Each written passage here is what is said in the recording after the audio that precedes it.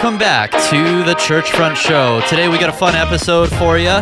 We're going to be talking about my visit to the NAB show in Las Vegas. This was the 2025 trade show for the National Association of Broadcasters. I'm pretty sure that's what it stands for.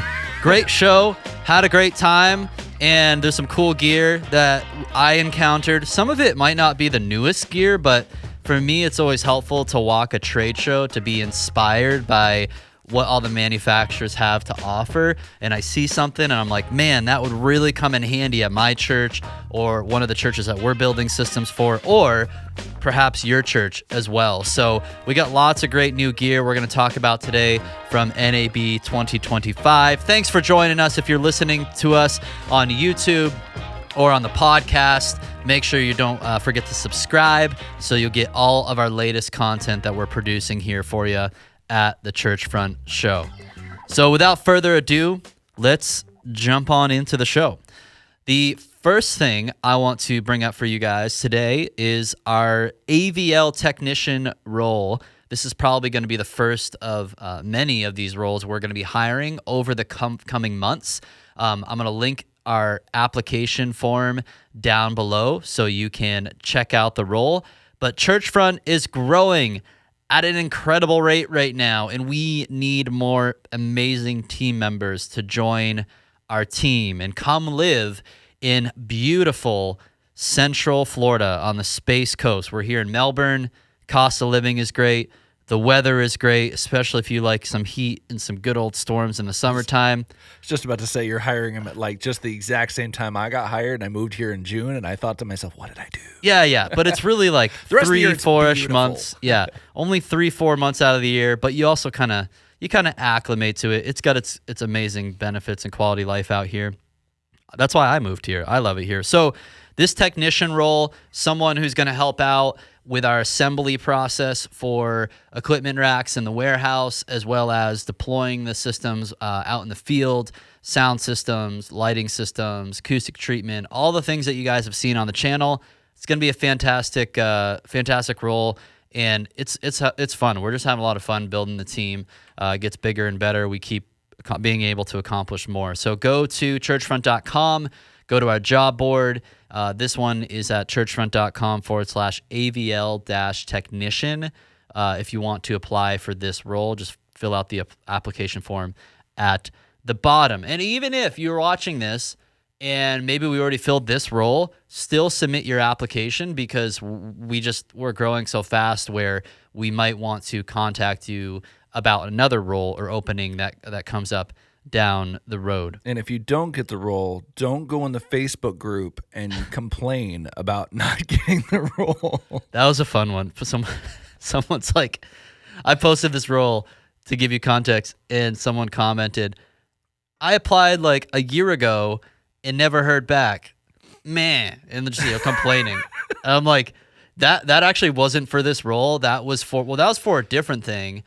It was our Churchfront crew wait list, which clearly states on the website, and I can even show everybody here. It says, join the wait list if you want to join us on install. So this is not a full-time role. The AVL technician thing, that's a full-time thing. To be on the Churchfront crew, you'll probably work with our AVL technicians. You most definitely will.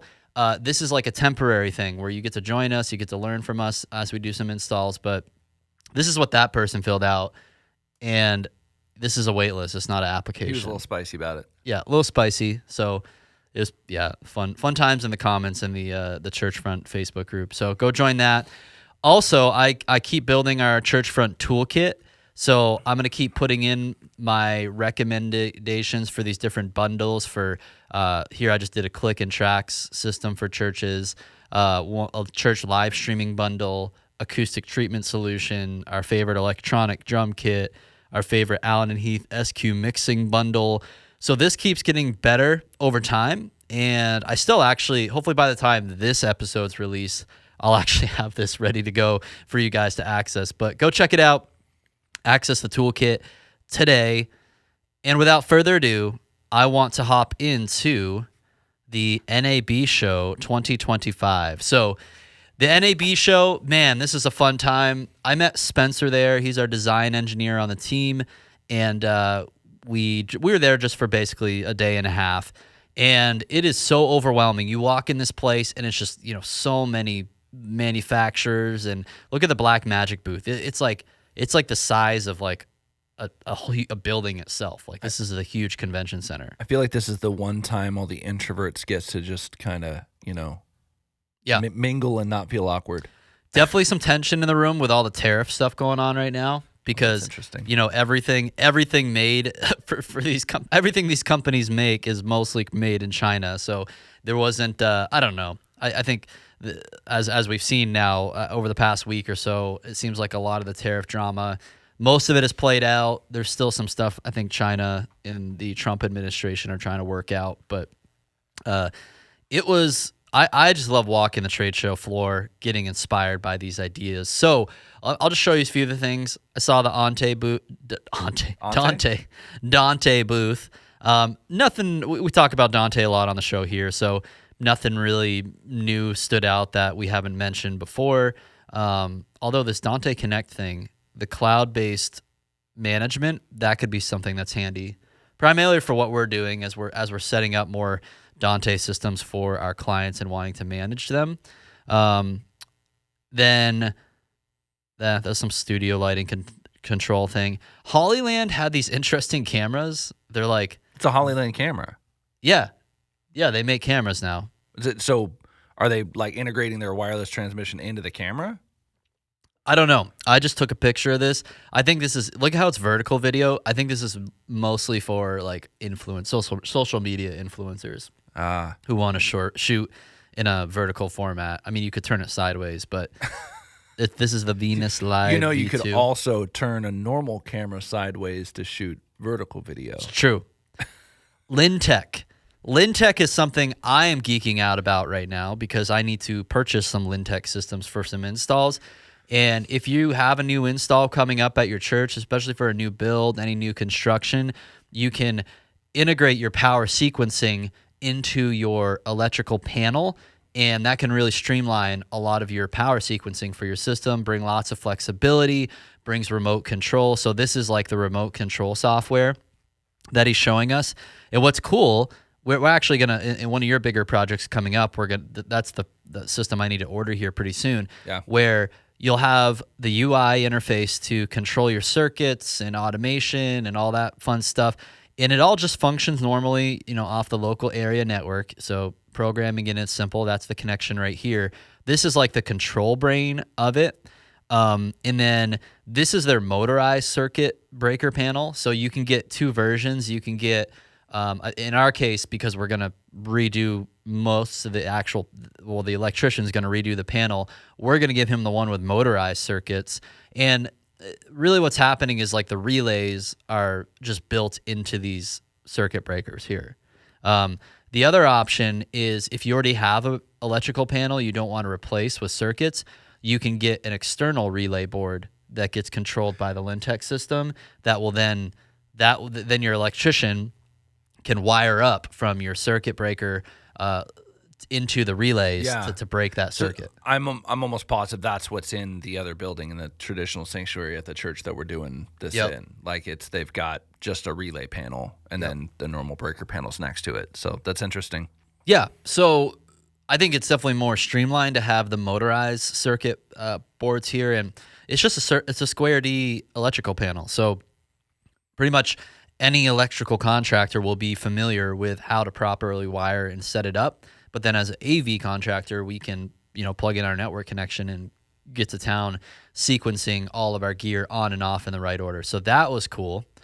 The next one, this was at the Chauvet booth. I was looking at some Chauvet lights, and they own this company that does some panels and stuff. But this was my view where I was sitting there frantically purchasing Chauvet lights because they're like, hey, with tariffs, all of our pricing is going to go up by Friday, and you need to get your PO in like right now for this order.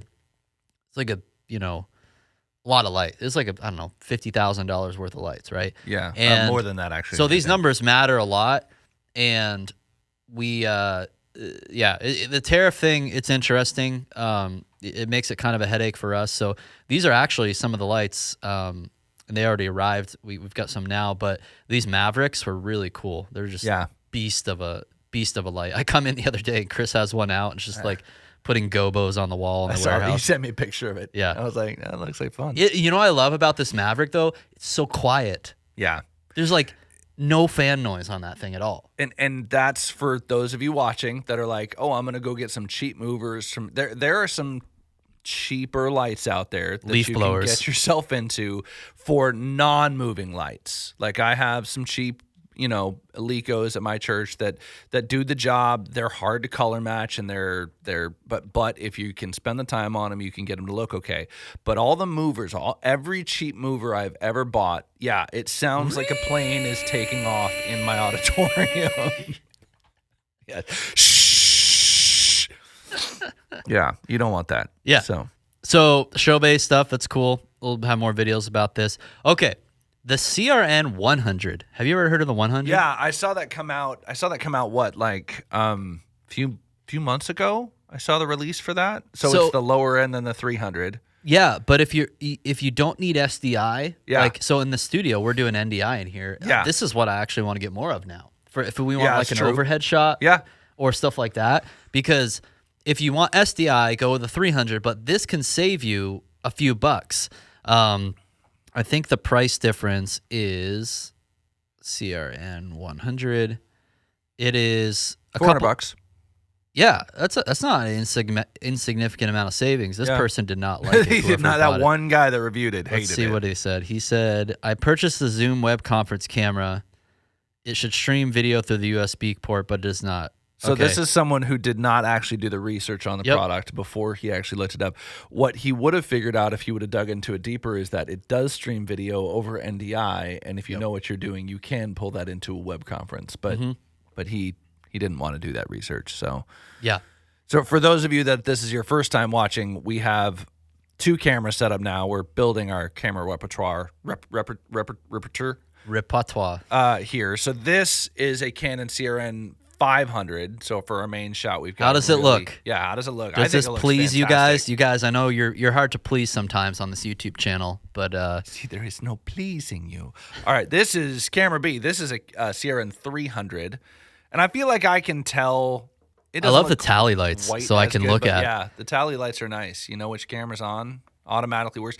All of this is feeding NDI straight into Ecamm Live, and I'm switching it live with a Stream Deck right here, so I can make better eye contact with you guys now. He knows where he needs to be looking. But hey, show them how good the 500 looks. Maybe you could zoom in on me. Is that too hard? No. So Matt can use. He's using Ecamm to produce the show, and he can from Ecamm. It's plug and play with these Canon cameras to be able to zoom and basically control the camera. I'm not sure what other. You can't do exposure, can you, from Ecamm? Doesn't look like it. I can recall presets. I can change zoom speed. Is it pulling focus good on me right now? Oh yeah. I mean so we're about to release. Dude, your screen is so dim. How do you see anything? Okay, there we go. Yeah, that's pretty man. So that's whoa. It can get closer. That's the CRN 500. Hope you're not worried about what your face looks like today. No, pretty. I just shaved clean, but I need a new razor. It was a little rough, and then do you have a preset? Will it recall like the main if you hit your camera? I did do a preset, but we moved the camera after that. Oh, okay. It didn't actually recall it. So then you're gonna have to like manually move it back. Yep. So man, I keep falling in love with the Canon PTZ cameras. They're great. Highly recommend them. And we're a dealer, so reach out if you guys want us to put a bundle. Hop in Churchfront Premium. We'll put a bundle together for you and make sure it's designed appropriately. And then you're not going to leave a 2-star review like Derek here on B&H Photo. Derek did not. Come like on, Derek. The camera. Okay, the next thing I found interesting. This big boy PTZ controller by Canon, the RCIP 1000. Some of these things, again, they probably existed. I just didn't know because I always kind of went with we usually went with the smaller version. But it's kind of cool because you have like your video previews built into the camera, and it just looks like a little bit nicer user interface. But I also think it's like $3 or $4 grand for this controller. Oh, well, but I mean, if you're a bigger church and you've got a lot of our churches right now are one man banding the cameras and switcher together, right? They're trying to, and that's how my church is set up, where one person's pushing a button, it recalls a preset, they switch to that shot. But if you have the volunteers and you have the space and the money to have a second station that's just someone running cams, that is a lot more. You can do a lot more with someone running cameras live. So you could even have this setup. Your switcher still could recall presets, but if you have one guy that's really doing some follow shots or special stuff, like you could have one. Yeah, guy they're not really worrying about switching. They're cam up. Yeah.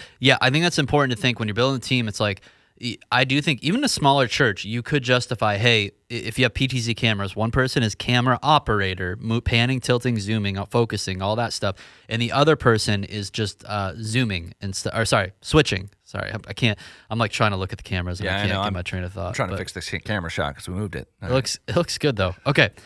The next camera I'm really excited about, and this isn't a really good picture of it. It's more of a dumb picture of me. But this is the Canon C400. That is not in focus, my friend. This is it's not really focused, but Canon C400. This guy right here. It's kind of like the almost kind of competitor, but also I think better than a Komodo in a lot of ways. I don't think it has global shutter like a Komodo, but I used to have a C300 Mark III, love that cinema camera, and maybe someday if Churchfront has time to get back into documentary filmmaking, like this is the camera I would want for something like that. Yeah, because it's such a robust system, up to 6K. I love the Canon for their autofocus and all that stuff. So again, this show should be, but it's not sponsored by Canon. They have sponsored things in the past, love them, but the C400, a lot of churches are starting to implement this into their live stream setup. Like this is kind of becoming for a couple of years, a lot of people are like, oh, let's go red Komodos for everything. And now I feel like in the higher end video systems are like, oh, let's do the C400, right? So lots of great high end cameras out there. This is one that I would geek out about using. Yeah. I mean, you say that, you say it all the time, and I say it in the PTZ video that I just shot, but it's the Canon color. Like the color on these cameras looks so good for a PTZ camera, and it just gets that much better. Like Canon nails color as much as we generally shoot on Sony's.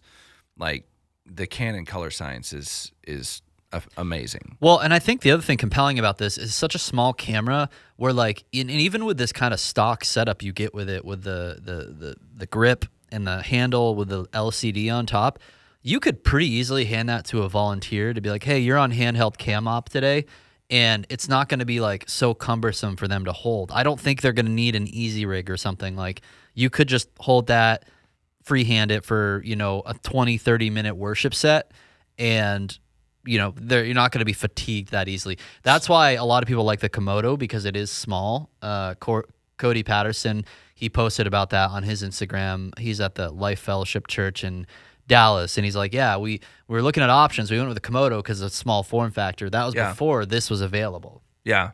So there's always been like this dividing line between like easy point and shoot cameras and like more cinema style cameras.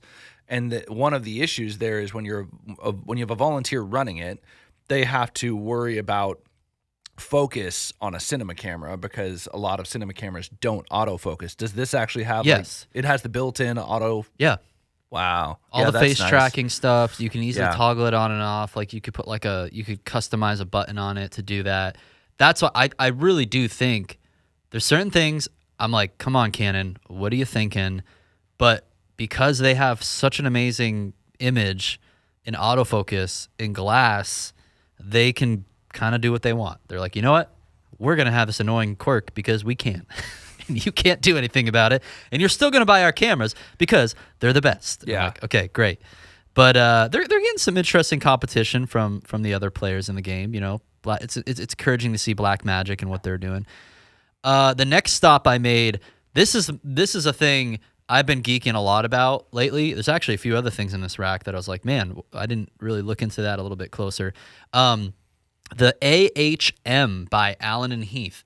This is a matrix mixing device that I think we're going to start adding these to a lot of our install systems, because there's certain times where your church sound system needs to be used for something very simple, like 1 or 2 mics and maybe a playback audio from a computer. Yeah. And you don't want someone having to go to a mixing console, have to fire it on, find the right scene, do whatever, right? Well, especially a volunteer. Like, that's the problem. Someone that maybe doesn't even normally mix for your church is coming in to run a preschool graduation in your sanctuary, and they've got to know how to turn mic. We dealt with that all the time at the church I was at in San Diego. Like, how do we just turn a mic on? So these AHMs, in my brain, it's kind of like, it's like another kind of layer of mixing that you can put on after your console and before your amplifiers and DSP and PA system, so that you can then start do some interesting stuff with routing. And they have the custom control panels by Allen and Heath that could then plug over the network, would connect to this. So then you can have some cool custom control layouts for someone to be like, turn microphone on, turn this on, or whatever. And they're not having to touch a full mixing console. So lots of tight integration, I know, with the Avantis and D-Live. It's got S-Link, so I think you could pull audio from your stage boxes, of the S-Link stage boxes. So they have a 64, 32, 16 channel. They also have a Dante card slot in them. So that could be really interesting, where think about this hypothetical scenario where like a volunteer wants to come in and we just want to have one microphone on, and then we want them to be able to Bluetooth their phone into the sound system over Dante. So let's imagine we have kind of like at one of our previous installs, we've got the Bluetooth receiver, Avio, and then you have ULXD or some sort of Dante-enabled microphone. You could actually route a setting on the AHM where it just hijacks the system. It skips it bypasses the console and goes straight into the AHM inputs. So even your stage box could be power cycled with your sequencer, but as long as the AHM is on and your Dante network stays running, you could quickly grab a microphone and Because in my brain, the AHM will have maybe 2 different scenes. I'm assuming that's what these buttons on the front are for. But like, you could be like, scene 1 is you're pulling. It's console mode, right? Like everything coming in for our band and typical things we run for a service, like that's scene 1. But then in the rest of the week, we want scene 2 to be on for the simple things, like just a microphone, just a playback thing, and then it'll just trigger all that routing to be the right way. So that I'm really fascinated by incorporating some of these things. So the SQ rack that was there. I don't think it's even shipping yet. I should just order one of them to have on site to mess around with. But what's the cost on those? Can't remember. I'll look it up. You keep going. Maybe a few $1,000s, like maybe $4,000, because the SQ5, $3,000. So the SQ5 is like 4K. Yeah, I mean $3,000 is crazy for what you're getting out of this guy. Like the level of DSP and quality you get and how compact it is. To me, the SQ is such a proven mixing console system now too. It's been around for 8 years or so. Yeah. And it's just rock solid. Yeah. And to be honest, I prefer a lot of times on the SQ series to be mixing on an iPad or a computer anyways. Like, it's the faders are nice. And if I'm actively mixing a full band, I want to be able to touch faders. But if you're in a space that just needs some basic like sound reinforcement, this would be a fantastic solution. Yep. The next console I saw was this big boy, the DiGiCo Quantum. This is not for those smaller spaces. No, not at all. But it's cool. You look at this thing, and it's just like, this is the Lambo of mixing consoles. And there are churches who are using it, large churches. I mean, these are for like insane channel count venues, like probably large theaters or very big broadcast setups where you just have so many inputs full coming orchestra. in. Yeah. Yeah. Completely over. And this is a whole other level of mix engineer. And like some of the tools they integrate into it when they're explaining it to me, I'm like, yeah, as a church mix engineer, like I'll never have to come into like have that use case and stuff of just the ways, like, let's say you're doing a broadcast and you have like, you know, different people, like reporters you're trying to like queue up and make sure they're ready, like just a lot of insane stuff, like the communication between the mix engineer and that reporter, making sure they're ready to go live. Like it was pretty cool stuff.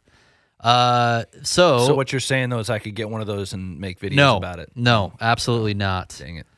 Gosh, the console's probably like 2 years salary or something like that.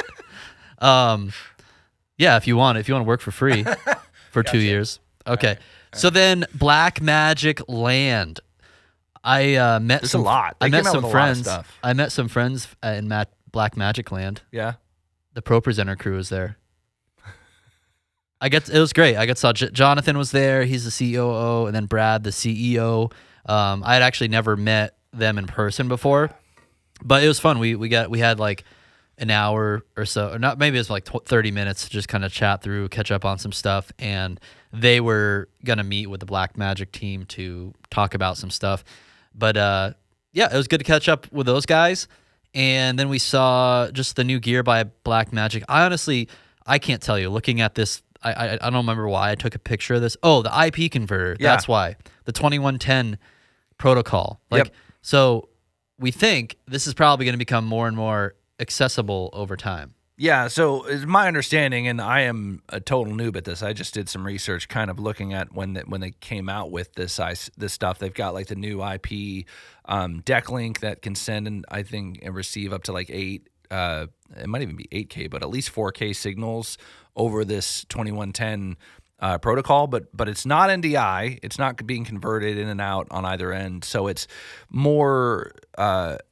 It's basically more robust. It's also a lot more expensive, and up until now really was out of the range of most churches. But I just like Blackmagic did just like they did for cameras and just like they did for switchers, I would not be surprised. Like, we now have these IP converters. Theoretically, if they had a camera, which again, I would not be surprised if in the next year or two they come out with all their new cameras speak this natively. Because if they did that, it would be yet another kind of drastic like shock to the system of what is video broadcast, because they did that with their switchers, they kind of did that with their cameras, and every time they do that, all these other companies are like, oh well, we need to bring down the cost of our stuff to make it more reasonable because Blackmagic is killing us. So uses simple 10 gig Ethernet for low cost. Blackmagic converters are available in models with RJ45 connectors for simple Cat6 copper cables or optical fiber.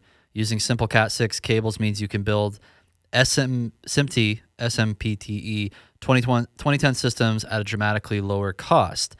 And again, this protocol, it's less latency, and the way it gets the data, well, from what I understand, it sends multiple streams of data from one place to another, and it's not as much encoding and decoding like NDI, which I think helps keep it almost, I'm assuming it's got to be relatively low bandwidth. I mean, you got to use a 10 gig connection, so don't quote me on this. I have not done a lot of research on this stuff, but I think this is going to be very interesting for churches because we have lots of video distribution needs in the church. Right now, like some of you are probably, if you're watching this and Googling this stuff while you're doing it, you're like, well, yeah, but then you add all these costs of like this converter and you add, all of these different things. But the reality is as you add those things, now we can cut the cost of SDI. And for those of you that haven't installed 4K SDI, if you want to go Expensive. 300 feet at 4K over SDI, that's a 12G SDI cable. What is it per foot?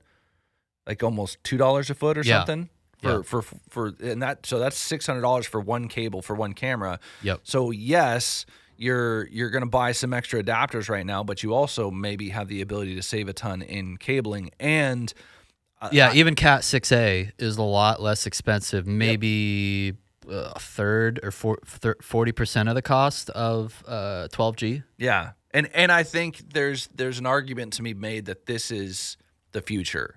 Yeah.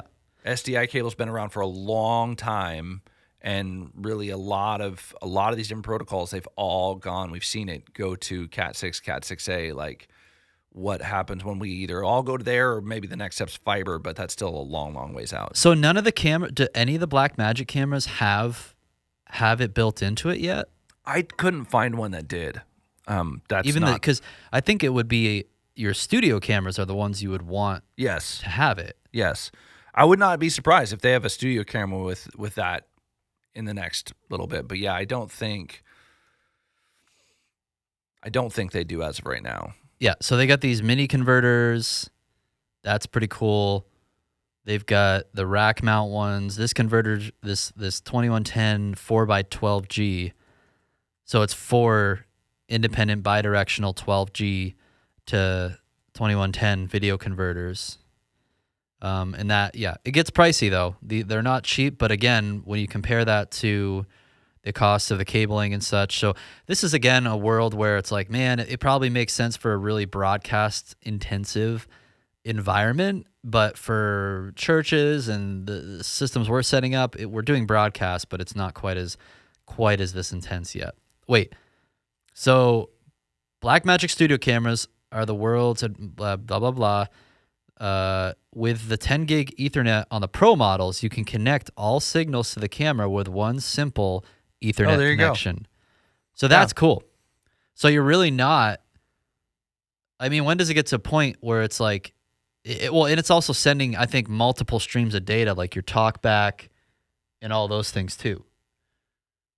So that really does clean it. One Cat 6 cable instead of to at least 2 SDIs to send all that information otherwise. Yeah, so the pros and the broadcasts, URSAs, have this stuff built into it. Might be interesting. We could just test it out here too in our studio environment. So you're saying I can get this stuff? Maybe. Maybe. Okay. So Blackmagic, I don't know if there's anything else. Was there anything else on your list for them that was like stood out of their new? I bet if we go to their main the Pyxis, the 12K cinema camera. Mm-hmm. I mean, that's again not a small church camera, but I like the some of the features there. I mean, again, Pyxis always 6K. Wow, $3,200. Yeah. How in the world do they do that? Yeah. And I don't know which of these. I don't know if any of you guys are watching this, saw the most recent kind of update from Blackmagic, but they actually have autofocus that I think is on their Pocket 6K Pro. If you update to the new firmware, you can get autofocus on it. I wonder if some of these cinema cameras are going to have it too. It would be kind of awesome to be able to do that. But again, it's that dividing line between like pro cinema where someone is sitting there actually running focus and zoom while another person's the camera operator. You're not going to have that in most churches. So having autofocus is kind of a necessary thing to have. So, yeah, I do think, man, Blackmagic, the way they're able to pack so much of features in these cameras at such a low price, they're still. If they had a PTZ, we would sell a lot more of them. Yeah. We're just doing a lot of PTZ cameras for ease of use for churches. Yep. So, man, I saw some of these huge consoles. Wow, $25,000 for these consoles, which I bet is still very inexpensive for broadcast studio standards. Yeah. Oh, they make, dude, look at these. What's this? Fusion Studio. So Fusion is, I mean, I edit in DaVinci, but I don't use Fusion. But Fusion is like the special effects tab in DaVinci where you can get in there and do a whole bunch of stuff that I don't know how to do. This guy, the ATEM Mini Extreme ISO G2, has that been out for a little while? That got released with, I think, at NAB or NAB. Shouldn't call it NAB. Oh, it does say do. Yeah. Okay. So that's interesting. So, you know, what are our thoughts on this guy? Let me find the right one here. Man, there's just so many. Okay. Yep. So powerful live switcher. So it's cool. It's got a nice actual, it's like they took the same, what's that little control panel? Yeah, the control panel. ATEM. It's almost the same build, isn't it? It looks very similar. It looks very similar, but it obviously has inputs and outputs on it. So it's got the HDMI built in. Yeah, I'm still like, it's cool. Churches, though, when you're in an install situation and you don't want to be running 8 cameras to your workstation, 8 cables to it, it's just, I just don't think these ATEM minis are always the cleanest way to do it. Still powerful, though. Still a great system. Yeah, and I mean at that price, you're into a Constellation easily. What was it, 2,000? Yeah, something like that. Yep. So you're into a full HD Constellation. 2100. Yeah, and actually the 4K Constellation's what, 3,700 or somewhere around there. Yeah, you're paying a lot more, I feel like, for the hardware, like the nice control knobs and stuff. But it's hard to justify that. I'd rather have a church have more ins and outputs of a switcher and just use a Stream Deck. Yeah. You're not doing these fancy television production cues and stuff most of the time. They came out with this, and you can do so much on a Stream Deck. I could argue that I could do everything. Whoa! Look at this huge ATEM. Yeah, it's this big boy. Constellation. It's a big boy. Wow. That's not for most churches. ATEM 2ME Constellation 4K. 20 standard 12G SDI inputs, 12G aux outputs. We've done the this one, the Plus, the 4ME. That's what. Yeah, because we've done this one before. We've done the 2ME. Yes. Yeah. We've spec'd this before, but the 4ME Constellation 4K Plus. Is it just more? Okay, you get more keys, more multi-views. I mean, I'm gonna be honest. Like with most churches, even a 2ME is almost a little overkill. 2ME is really just if you're iMagging, and if you're iMagging, you don't really even. That's when you need to get out of the world probably of PTZ cameras, anyways, unless you've got like the CRN 700s. I still like the convenience of 2MEs, one for your screens and LED wall. Yes, you can use aux outs and stuff like that, and there's ways to do it, but I just think it gives you more flexibility. It does. You have better transitions when you're not using aux outs, because otherwise you have to use macros for it. Yep. And it's just a hard switch. So trying to think if there's anything else. Micro camera panel. That looks cool. That's a new one. That's so basically, and that's kind of cool because it gets you into the camera control for a lot lower initial cost. Because the camera control, we had the camera control at the church I was at in San Diego Horizon, and it was awesome. Like having all Blackmagic cameras in that full camera control, we could really quickly like dial in settings as we were going. But honestly, 9 times out of 10, nobody was actively using it, and it probably would have been a much better purchase if they had the smaller one. You could very quickly just go to the camera that you want to control and just mess with that one versus like having the big old console. So it's a little lower price point to get into some camera control. Cool. Recorders, nothing new. Hyperdeck Shuttle 4K Pro. So that's good. That's for like replays or something like that. Yep. If you want to replay that worship fail. Play it back. The deck links. So the deck link IP, going back to the 2110 thing, is now you can plug that into your expansion chassis and have 8 channels of Ultra HD video. That's cool. I don't understand how they can make so many products. This list goes on and on and on and on. I'm excited to try the audio monitor out. I think we have one. We have one of those for a project we just ordered. Yep. I feel like we could just someone on the Churchfront Slack down. The cloud. Yeah, the cloud. So the new one is the 8 one.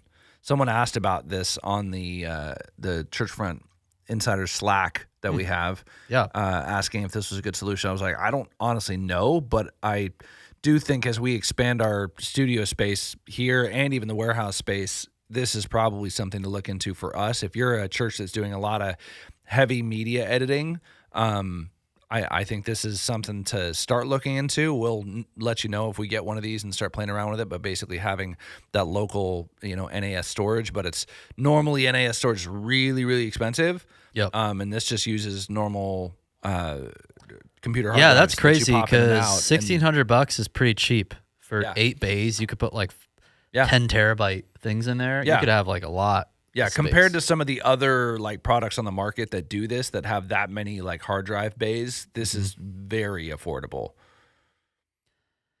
Then, man, the list keeps going. New products, new Video Hub Minis. That's kind of cool. I don't know if I understand the point of those. Again, I think there's just so many things where our church house of worship world is such a small segment of broadcast, like compared to all the other advanced broadcast needed.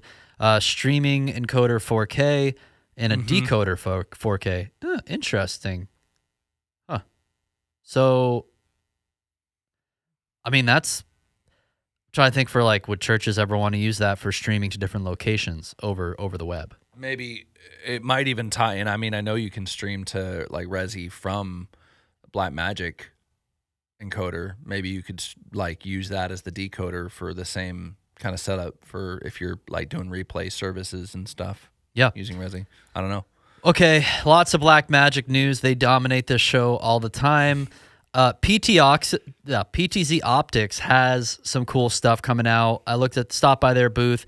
The Hive Studio is definitely worth checking out. This is a cool new remote camera operation where you could pretty much pull up any PTZOptics camera. I think they're also they integrate other manufacturers where you could have a volunteer not in the room or not even in the building, somewhere at home with an internet connection, remote controlling your PTZ cameras. Yeah, I mean, that is sick. The more advanced, we get with this stuff and the more stuff becomes, over the interwebs, it's amazing to see, like, we've got the ability to mix, remotely, the ability to switch remotely. Yeah, remote mix and this could be kind of cool. I mean, personally, I don't know that I'd use it at my church, but I know churches that are like, this is high priority. We want our mix and our stream to be, as high a quality as we can get them. They have a big following, whatever.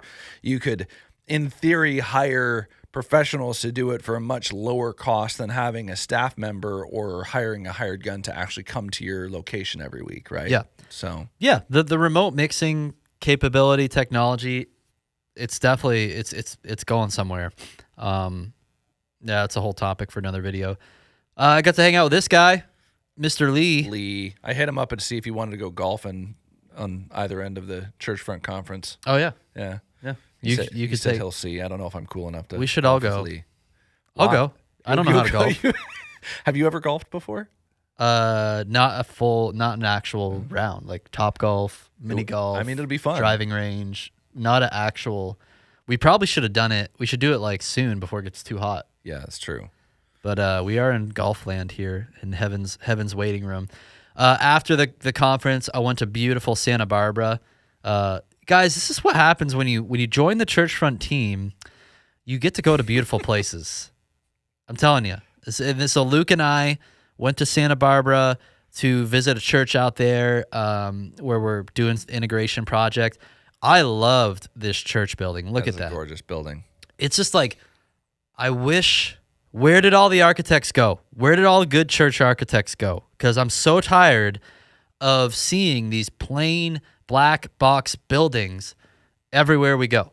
Well, part of it's because it's like, it's a whole lot cheaper to make a black box than it is to make that. Of course. That costs so much more. If you've got the money, it's beautiful. And there's an element of like, what are you doing it for? And if you are doing it for the right reasons, I think, a building like this can be absolutely stunning and gorgeous and can be, I mean, it's an example of the care that, God made the Israelites put into the temple and all of the details of that and how beautiful it was. And it was a monument to his glory. I think there is an element to that the black box absolutely misses out on. Yeah. A lot of it comes down to pragmatism with cost. Like you said, because a lot of these churches that are growing, that are building new spaces, are like, hey, we just need space. We need room to put butts and seats.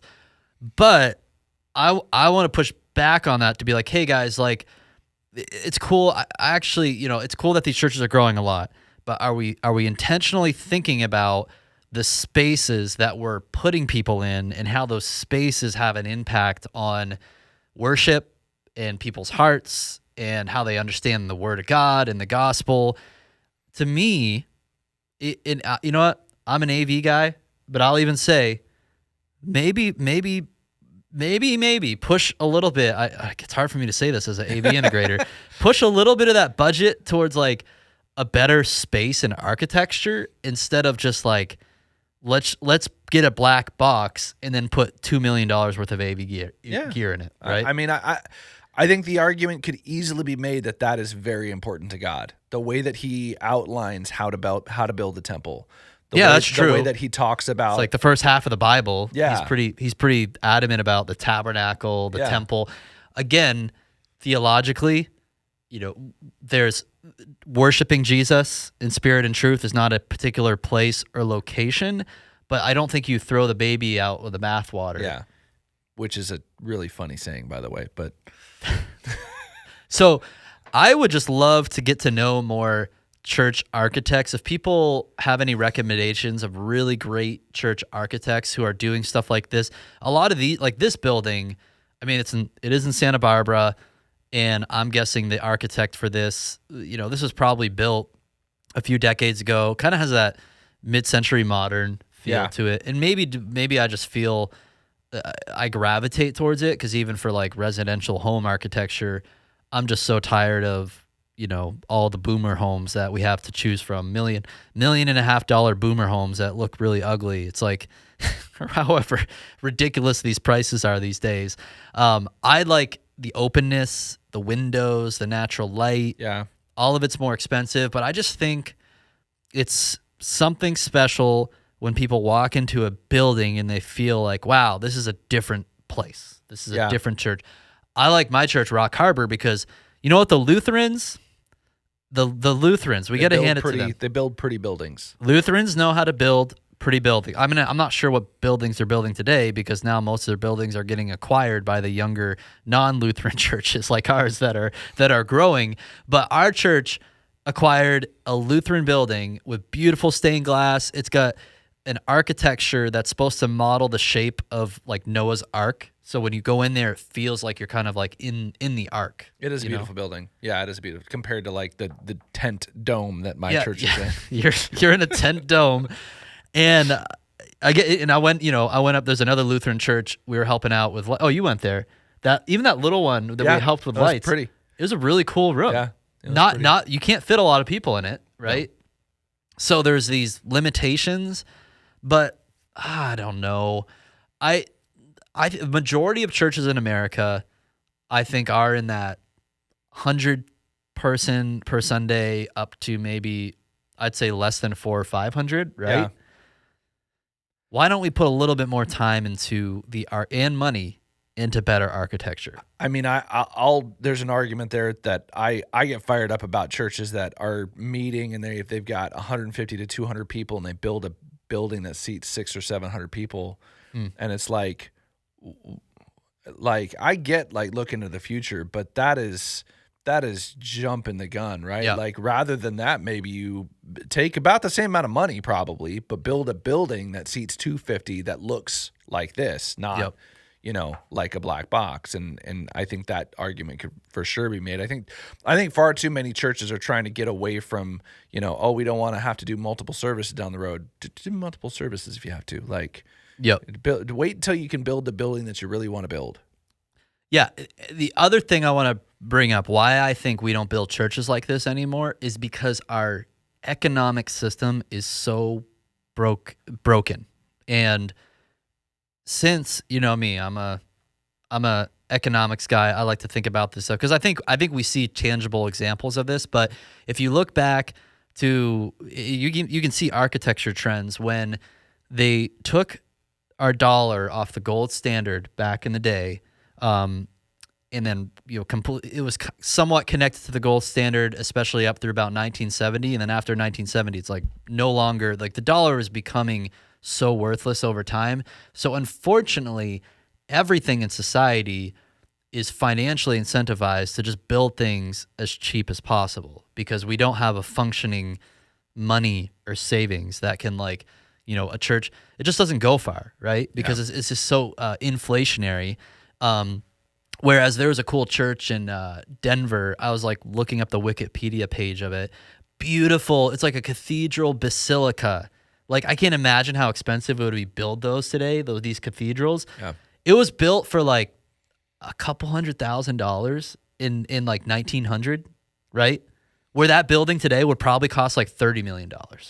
Well, but was it a couple $100,000 in Their time. Their time. Well, that would be pretty expensive. But that's what I mean. Inflation is like and you can run those calculations of like the equivalent of purchasing power. But I do think it was much more doable when our dollars weren't being inflated away like 10% every year to do these long-term building projects and not be such a financial burden on the church long-term. Yeah. And not have to be so pragmatic about let's just build a warehouse or convention center that we can just pack a bunch of butts in for the lowest amount per square foot. Yeah. Well, and you kind of hit the nail on the head there with it's the inflation of planning to build a building back then. Inflation was not, you start planning, you're like, it's going to cost this much. Let's start saving this much.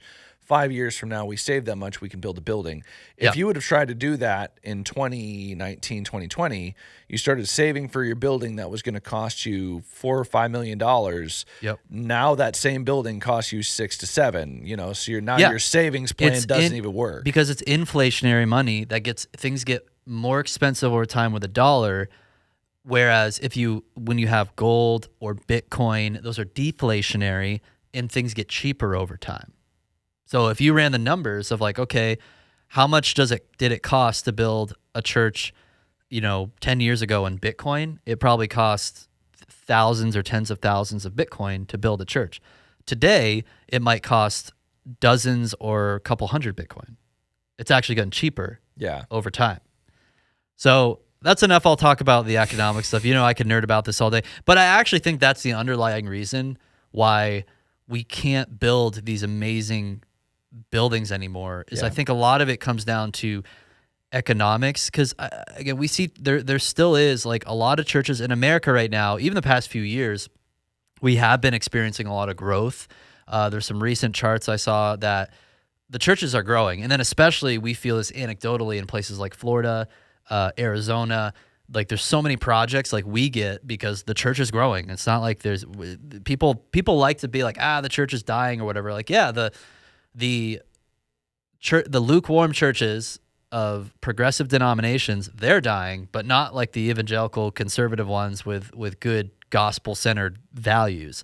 So there is a lot of money in the church world, but I feel like it's just not going very far because of the broken system that we're all operating in. And that's why people want to buy, they're just building cheap spec homes these days that they're cheaply made, but they still cost $1 million.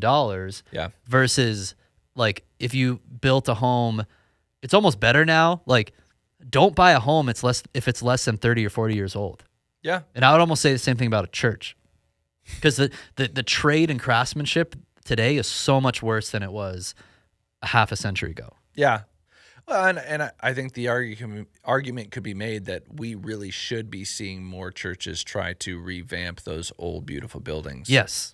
So versus like, don't go build another box. A great example, there's a church in town here that we're working with that they were going to build a new building. Their current building is beautiful. It's an old Baptist-style church, beautiful ceiling. It has a lot of natural light. It's like they were going to, at one point, just build a whole new building. And I'm like, this building seats about 200-ish, 250 or something like that. I can't remember.